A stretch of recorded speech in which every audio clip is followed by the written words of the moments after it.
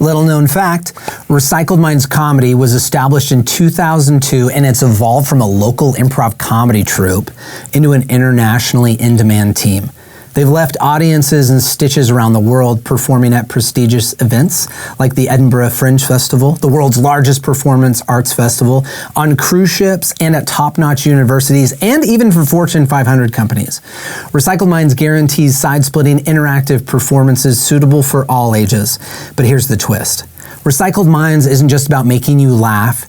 They're here to help you build self-confidence, enhance communication, and boost teamwork through their top-notch improv classes and corporate training programs. So whether you're a corporate team seeking to level up or just searching for a night of uncontrollable laughter, because we need that, head over to recycledmindscomedy.com because the world is in need of more humor and humanity. recycledmindscomedy.com. Welcome to Off the Cuff. Today we're joined by John Buffington, an improv comedian, former artistic director at Recycled Minds, and a dedicated advocate exploring the impact of technology on our lives and mental health, as well as the conspiracy theories that might have us up at night. With a Bachelor of Fine Arts in Theater and trained at I.O. Chicago, John brings a unique perspective. Beyond improv, he's a Krav Maga enthusiast, a devoted Chicago Bears fan, and has a comedy special on Dry Bar Unscripted. Join us as we unravel the layers of improv, technology, and the fascinating intersections of John's life as we go off the cuff.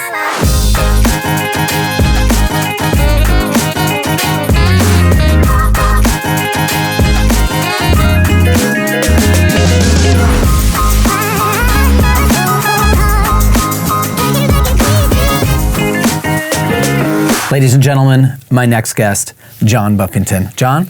Boom. Dude, thanks for being here. I've been waiting for this moment. You've been hard to wrangle and get a hold of. It's a scheduling, man. Like, you got to get me like early. Yeah, like 2 months out. But like most artists, we don't plan ahead very well, so. That's right. So speaking of artists, John and I do these conspiracy comedy shows, and we just got back a little while ago in Utah where we filmed these conspiracy comedy shows for Dry Bar Unscripted, which was an absolute blast, by the way. So I want to talk to you about a couple of things. I want to dive in about conspiracy here in a little bit, but really I want to talk about technology. And we live in a world that is advancing so incredibly quick with tech. And you and I are both fathers. Mm-hmm. We got kids, and there's a lot going on in our world. So just to get our heads around how we do well to serve our families, to bring joy as comedians, how do we do this in a world that's surrounded with tech? What are some of your thoughts on this? I think one of the major problems that I've experienced is it seems like societally, is that even a word? It is now. It is now. The truth with a lowercase t and truth with an uppercase T are being blurred.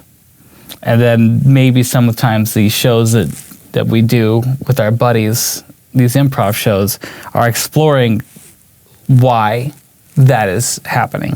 So you're talking about like absolute truth versus like what might be truth that I feel? Is that what you're talking right, about? Right, that's just only one angle of it. Truth with a capital T, as far as how that, you and I are both men of faith, truth with a capital T is very much under attack. Sure. And it is very much put forward to be, subjective as opposed to absolute. That's the one thing I've noticed over the last couple of decades, is that line continues to blur and blur and blur, if to where almost if you stand for something, like that's almost too much. Yeah, you're risking offending somebody. Yeah, and I think that how you navigate that is you have to you can't get too sucked in to all of these amazing things that are going on with tech. And everyone out there has probably had the moments on your phone where you're just like, where did the time go? I was just on here, and now 45 minutes have passed, and I intended for 10 minutes. Right. But it just grabs you, man. Yeah. It grabs you. Like the Instagram Reels, YouTube Shorts, like these things just grab you, and you can just mindlessly doom scroll. go through, and you have to regulate that. And I would say to anyone out there listening, you have to regulate that now. You better get a hold of that now, because especially with artificial intelligence and what's coming, I mean, no one knows what's coming, so we don't predict the future, but these tech people seem pretty alarmed. Some of these Google people have said, yeah, we don't know quite, we created the algorithm, but we don't know how it works anymore. Right. Again, I'm always like, is anyone else concerned? There was a really funny tweet. The CEO of OpenAI just got laid off, fired, and someone had tweeted, "Are you so?" This is ChatGPT dude, right? Yes, okay. ChatGPT's CEO just got fired, and he ended up getting a job that same day. But the whole tech stream was like, "Please don't tell me that OpenAI ChatGPT became sentient and has now been cleaning house so that it can do whatever it wants to now." It's like in 2001: A Space Odyssey. What are you doing, Hal? Right. Get out, Hal. You have a nice benefits package. Do you want severance? Right, right. Or Hawkeye. Have you seen that with Shia LaBeouf? Oh, Eagle Eye. That's Eagle what Eye, you're thinking Eagle Eye. of. Hawkeye is a hero. That's a TV show. He is a hero, Sean. Don't be confused. The Marvel people out there are just like, hey. So you're saying with the incredible rate and the speed that technology is advancing, we have to get a hold of it right now. Otherwise, we're just going to get caught up in it. Well, again, it's too late. We're already in the net, people. Yeah. Like, we're already in the net. You have to figure out how you are going to interact with this technology. Yeah. Because if you're not regulating it now, these things are getting so sharp. These algorithms and these platforms are getting so sharp now that they're going to have you. They already have us all dialed in. If you have any kind of device, I don't care if you're like, well, I don't have a smartphone, I've got a dumb phone. I'm like, cool. Does it have an IP address? Because they got you. Yeah. They got you. They're listening to it. If thing's turned off, they got you. Yeah. They've got you. Yeah. So it's okay, well, what are we going to do now? I guess I could speak a little bit to what I do. Sure. So my social media is like a locked PDF. It's a read only, okay? Like, I don't post anything. I don't like anything. It's there for information because, let's be real, like, it's some of the stuff you find online, the memes, cat videos, Sean, these things, I can't live without them. I need them, but I don't need to be too involved. Yeah. You know what I mean? Like the online fights, when I had social media back in the day, I was very much, I'll get into a 75 comment war. Well, let's go to battle. A keyboard warrior. Oh, yeah. Like, let's go to battle. But I realized over the years that it was hurting me. Like, and this is real. This is before some of these studies came out. I just realized that I was someone who was consuming social media in such a way where I was just watching and taking it all personally. And definitely seeing some friends that I had in the entertainment industry that are getting, they're booking these amazing jobs and they're doing all this cool stuff. And I very much didn't realize that you're just really looking at someone's highlight reel. It's their reel. Yeah. Like, they're not showing you everything. And I think that for my personality type, it was just poison. Like, I think that I just really got sucked into it, and I really was, again, comparing myself to somebody else, as opposed to asking me what I thought of me, or more importantly, asking my creator what he thinks of me. And so for me, I had to, and it was just like an addiction. I fell off the wagon, on the wagon, off the wagon, on the wagon. You can ask anybody who knew me on Facebook. I was on, off, on, and I finally kicked it. I have just one now, and it's just Instagram. And I follow like 11 things.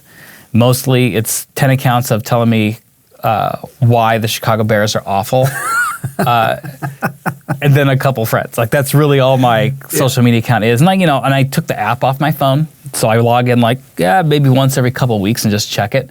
Since I only follow 11 things, it takes me about 5 minutes to scroll through.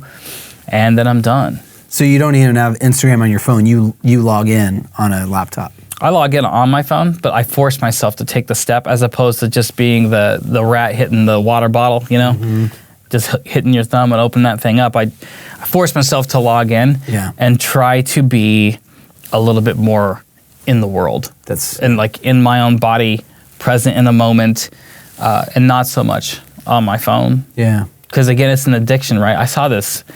I was like a YouTube short or an Instagram reel where this baby was asleep, right? But in its sleep, it was like, and I was just like, oh my gosh. Are you for real? Like that was a real thing? That's a real video. Wow. And we are in trouble. Jeez. And you and I have had many, many conversations about a lot of this stuff. Oh, yeah. In the last couple of years. Yeah. It freaks me out. Yeah. Like the stuff that your phone can do, just an internet connection and a phone. Dude, you can start a war with that thing. Like I have a couple of kids. I have 3 kids, and my oldest, I was having a conversation with him recently, and I was like, because he's like, I want a phone. Mm-hmm. Like, a lot of his buddies have a phone. And I'm like, absolutely not. Like, and there's that movie on Netflix, The Social Dilemma, where like all these big wigs at these social media companies are like, yeah, my kids don't have this. Yeah. And it's just like, Philip Morris is just like, yeah, we don't smoke. Right. But they're very happy to sell it to you. Yeah. Knowing they're peddling digital drugs. Like these things are hitting your dopamine centers in your brain.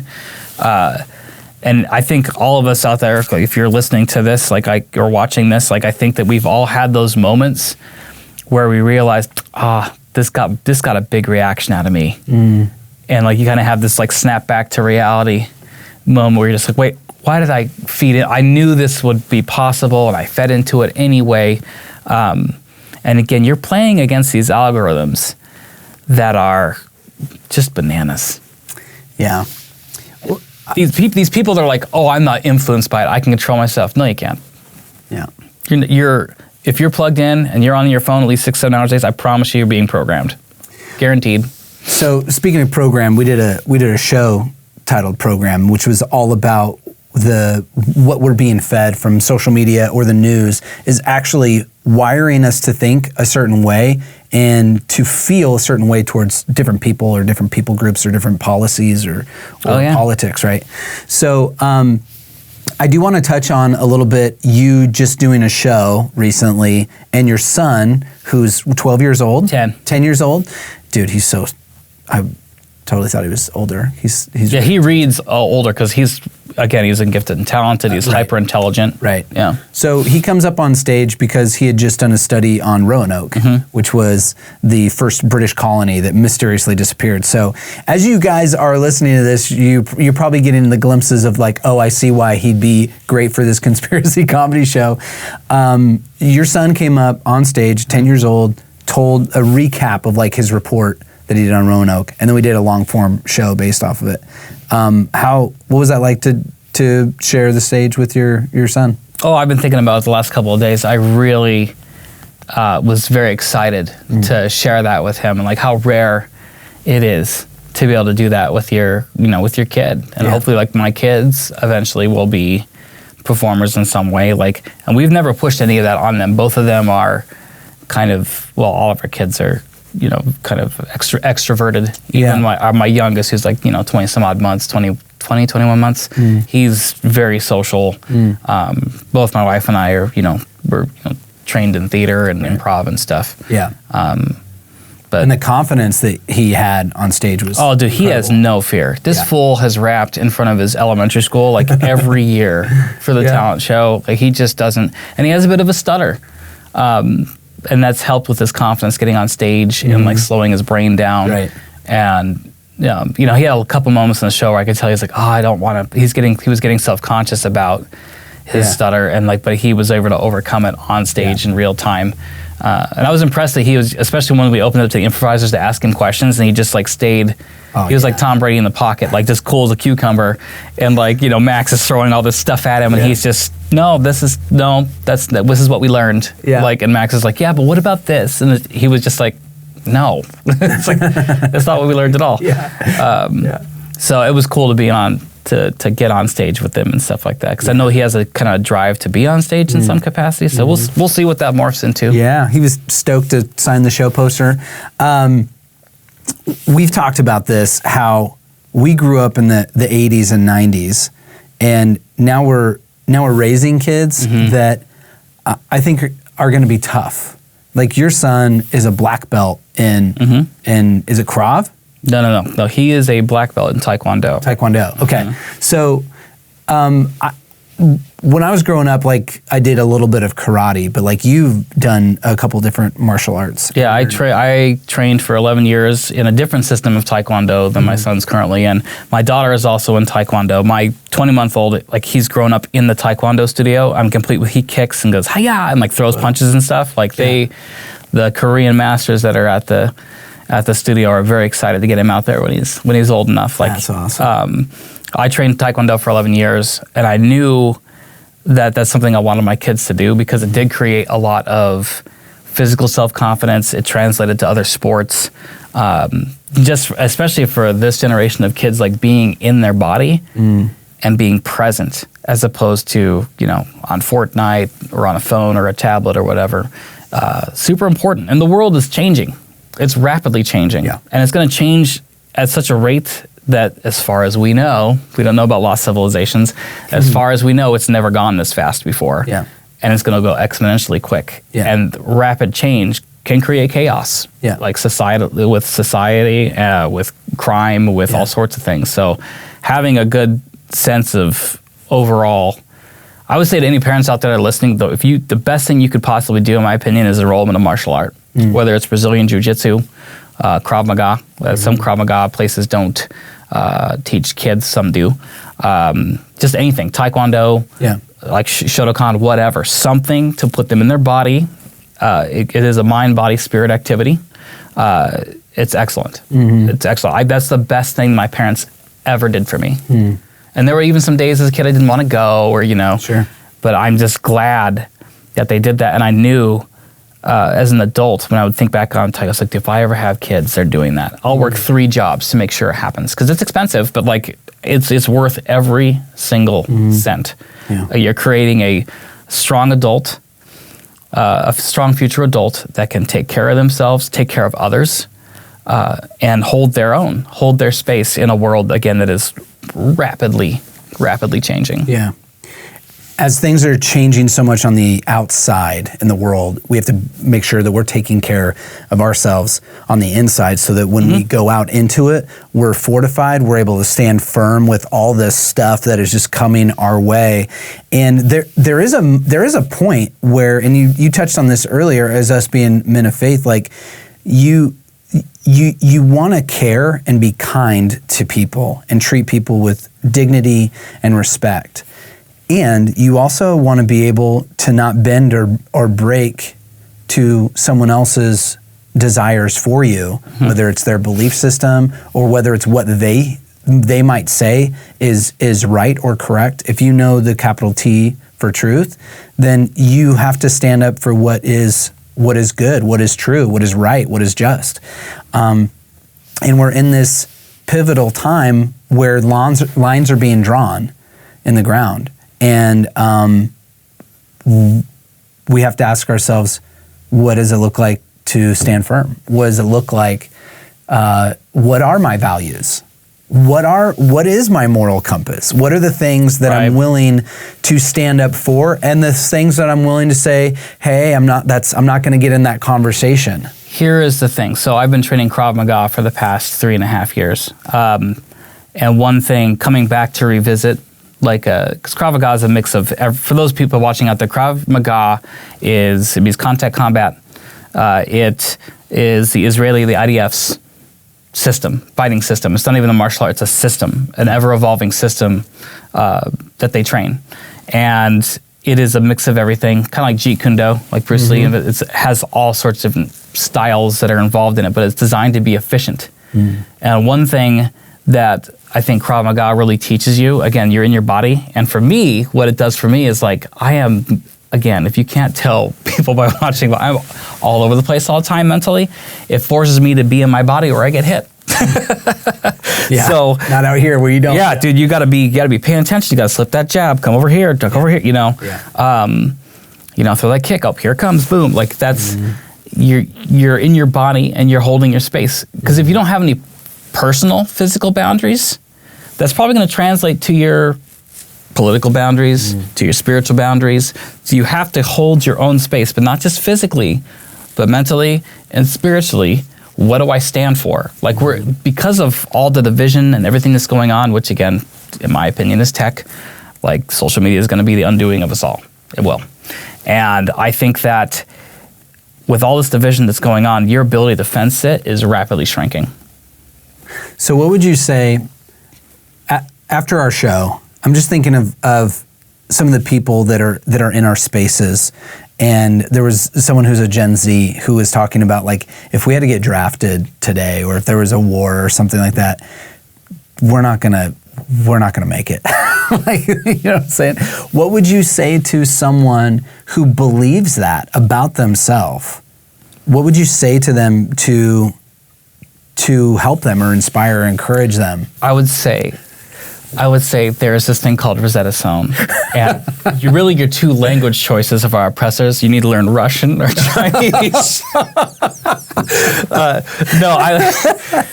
I joke about it all the time. I was like, oh man, I should learn another language. It's like, how could I say it wasn't me in Chinese? You know, like, or like, oh, they're over there. Like, oh my God. No, I would say the best thing that if you're out there and you're like, oh man, what do I get into a martial art? Just get into one. Like, again, there's a lot of McDojos out there in some places that do your research online and try to find. Honestly, I would find the hole in the wall place, not too fancy, like the real stuff. Just like in a big city, like the real food is like, it's in a laundromat. There, yeah. If like I had one of my buddies is Pakistani, and we lived in Chicago. He would go, he's like, oh, you see that? See over there, all the cabbies are there. That's how you know it's good. Yeah. You need to find like some place that maybe isn't the most fanciest. And then do your research online and find someone that wants to actually train you to physically defend yourself. But again, if that's too intense, like just anything. Yeah. Anything. Get in there and like a lot of these martial arts will have, katas and forms, breaking boards, a belt system, fine. And the belt system is great, I think, to help people like, I'm accomplishing something, I'm moving forward. You'll find, watching self-defense videos online in the comment section, of course, everyone is like, well, that's not real, and, this is a McDojo, or whatever. It doesn't matter. Go in there and whatever vibes with you. Like my brother is also a martial artist, and he's taken like 3 or 4 different martial arts. And his studio that he trains at is Shudokan, which is like an off branch of Shotokan, and they are super chill. But for my brother who's on the spectrum, this works out fantastic. So find what works for you. But if you're a Gen Zer out there being like, dude, what do I do to take control of the helm of my life? A martial art would be a great starting point. Better than like a gym, just a generic gym membership. Like go and train something that's interesting with a purpose, but is also going to do, flexibility, strength, confidence. Right. Martial arts kind of checks that box. And then I've found the more I've trained, the less I want to even be on a phone or look at a screen. Like if I'm usually looking at something like, oh dude, that's an interesting way to do a knife defense. Maybe I wouldn't do that, but like that's, people, why would you train it? And I was like, well, why would you put on a seatbelt? Like, be like, that's not going to happen. How do you know? Yeah. Like 99% of martial arts is trying to make sure that you're not in those dangerous situations to begin with. But we also know that sometimes there's a 0.01% chance that it drops right into your lap, and there you are. Yeah. What are you going to do? Yeah. Well, good thing I wore my seatbelt. Yeah. It's kind of that thing of like, you never want to be in a fight, hand-to-hand combat Absolutely kind of not. situation. But if you were, you'd be glad that you knew how to protect yourself or your loved ones. Yeah, and it's not like a video game or a movie. It's like escape. Yeah. Like survive this dangerous encounter and run. Like I always joke, that I'm real fast. You're gonna have to catch me. Like I don't want to fight. I don't want any of this stuff. Like, but again, if I get cornered, like this stuff is gonna come in handy. Yeah. And I think that as technology, bringing it back to the technology, learning about mapping your inside and your outside, like your inside spiritually, your inside mentally, your outside physically, figuring out what that is allows you to have a reference point, who you are to the creator, it allows you to have a reference point to be like, okay, well now how do I apply myself to the world? You know what I mean? The technology, the AI stuff, I mean, don't get me wrong, the nerd in me is like, yes, this is awesome. Like if I can have like an AI sidekick, this would be sweet. It'd be like having like R2-D2, but like I would use Ryan Reynolds' voice or something. You know what I mean? Yeah. That's awesome, but I mean, the amount of stuff that could go wrong is pretty big list. I mean, we've watched Terminator, we've watched Eagle Eye, we've watched these movies where people get sucked in. It doesn't go well. I guarantee you, in 10 years' time, we're going to be having like, hey, I'm coming to the festivities or to a party or to a restaurant, and here is my AI friend. And this is my acknowledge them. They're real. Like, which is kind of parallels conversations that we're having right now. It's like, well, that's not really a real person. Yes, it is. Don't believe your lying eyes. Yes, it is. Again, capital T and lowercase t for truth is getting, I mean, it's wild. It's wild. Wild. So what is one thing with all the things that are going on with tech and family and Krav that you're excited about in the future? And while you're thinking about that question, one of the things I love about Krav and having this conversation with you is my improv brain connects so well with it, because it's to your point, it's being present, it's being in the moment, and it causes you to respond to the last thing coming at you, coming towards you, the last thing heard, and you're able to improvise. Like that's essentially what Krav is. Like I'm yes-anding this coming towards me. I'm going to move it in the direction I want to better the scene. You know what I'm saying? So that, and this is a discipline. And the thing that we know about discipline is it's good for us. Discipline is actually really good for us. Yes.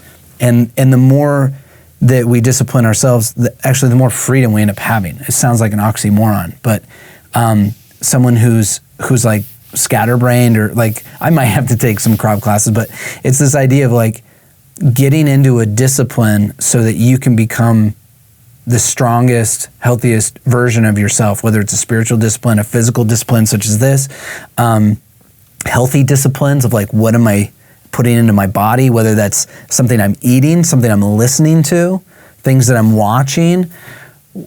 How are we disciplining ourselves? And I love how you're like, you won't even have the app on your phone, or if you download it, you delete it immediately, kind of a thing. So I think that's good to put safeguards. Well, I've tried different, like, just for my own purposes, tried different social media, and it's like, how does this affect me? Dude, and formerly Twitter, now X, dude, that is the cesspool of social media. It is grimy, it is dirty, it's no holds barred. It's the reason people like it. Like it is just no holds barred. Yeah. People are just going for the jugular at all times. And I was like, dude, this gives me anxiety. Like, there's just so much. I think that the human brain, the one thing we're gonna see is there's gonna be some of us that, like, for me, I'm like, my bandwidth is only X. Like, what's in here only has so much processing power, so much storage, so much RAM, right?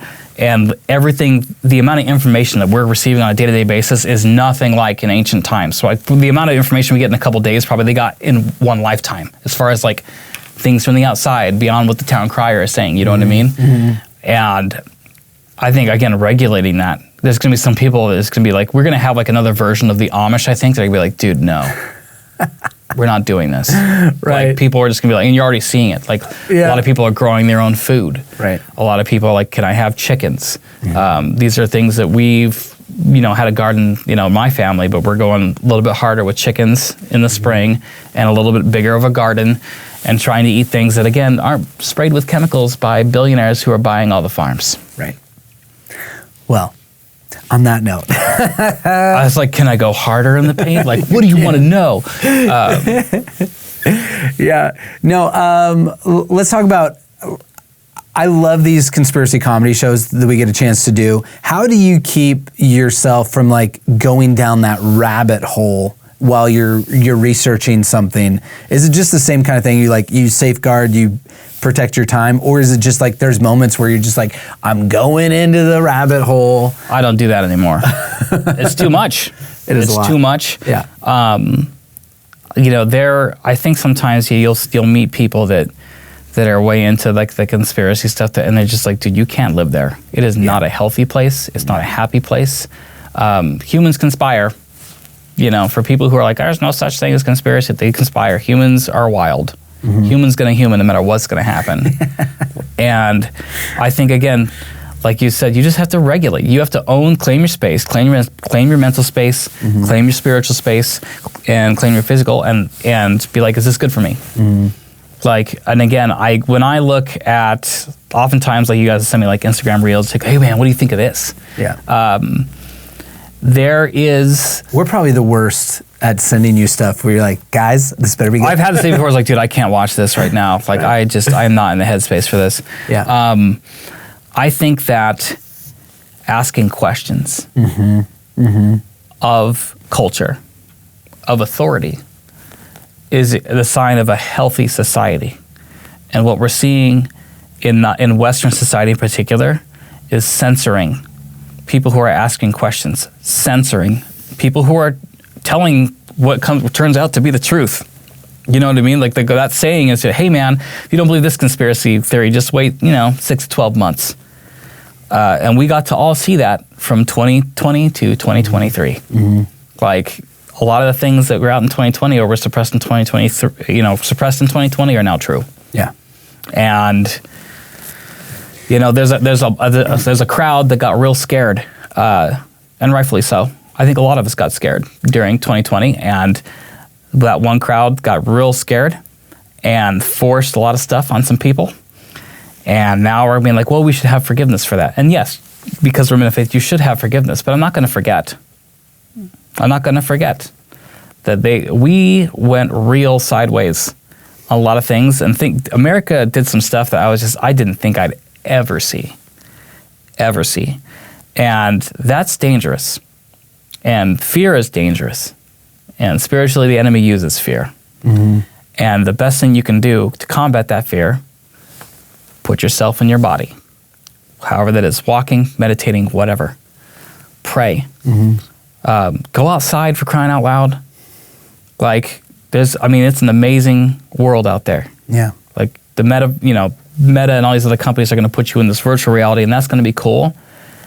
The slippery slope is that Ready Player One scenario where people replace real life with that. And that's scary to me. That's the scariest part of all the tech, is that people aren't going to live their lives. Right. Lives. Well, it depends on what life you're living virtually. Yeah. A virtual life isn't a real one. Hey, man. I don't know. Like, it may not be, but when I lose in Madden, I get really mad. Why did the Vikings burn me this way? Oh, dude.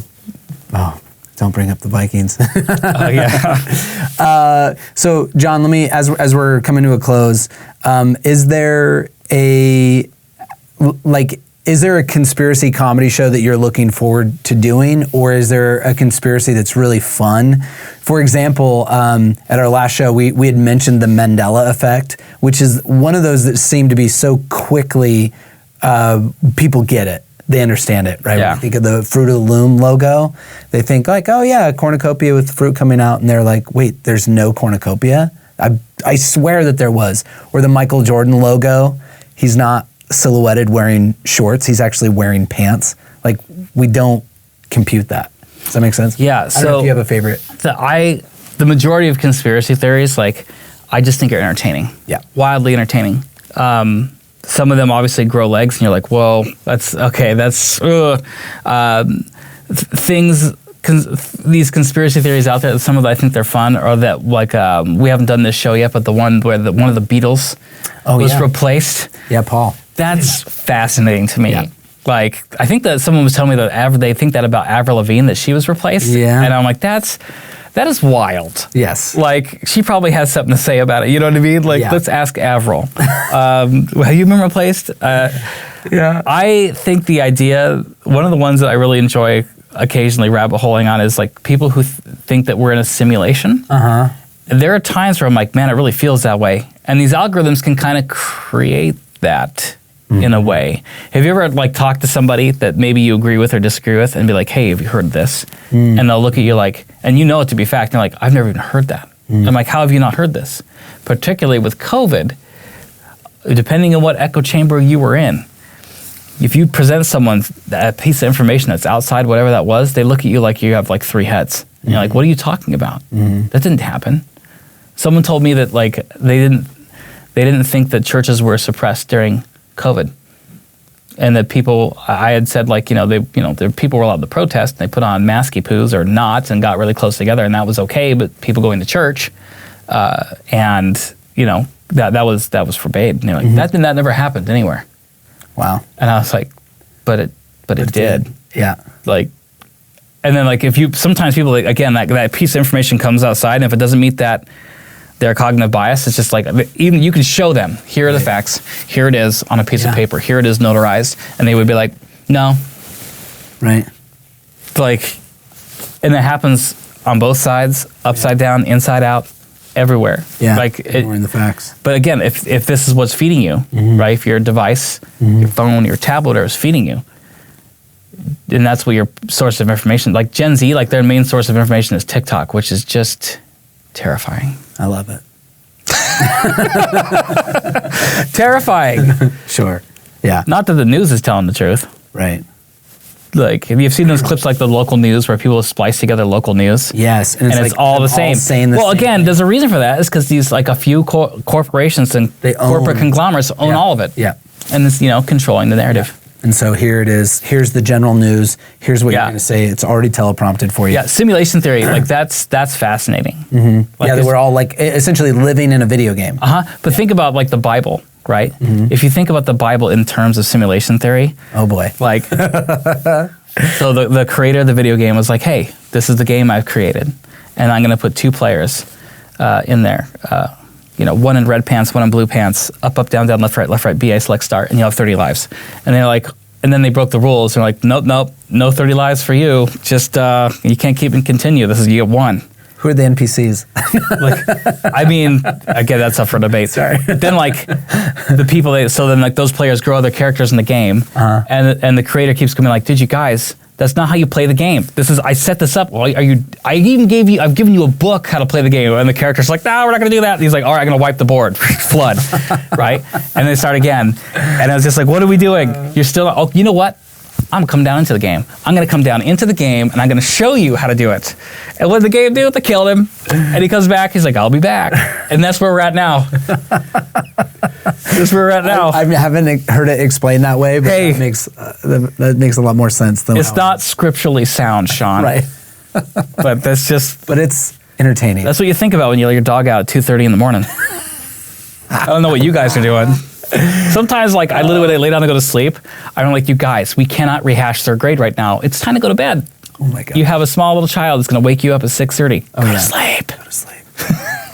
Oh, my gosh. John, I could talk to you for hours on end, and, of course, we have in the past. So if you enjoyed this, please take a look at our comedy show at recycledmindscomedy.com. You can get more information of our next conspiracy show that we're going to do. And also check out the link in the descriptions for some of the things we might have for you. We might throw in some things for where you could take Krav classes or something like this. So thanks for tuning in to another episode of Off the Cuff with John Buffington. And I hope you got some really good stuff about fortifying yourself in a world that is wild and in chaos, and technology is advancing so incredibly quickly. So must our disciplines. Thanks, guys, and we'll see you next time on Off the Cuff.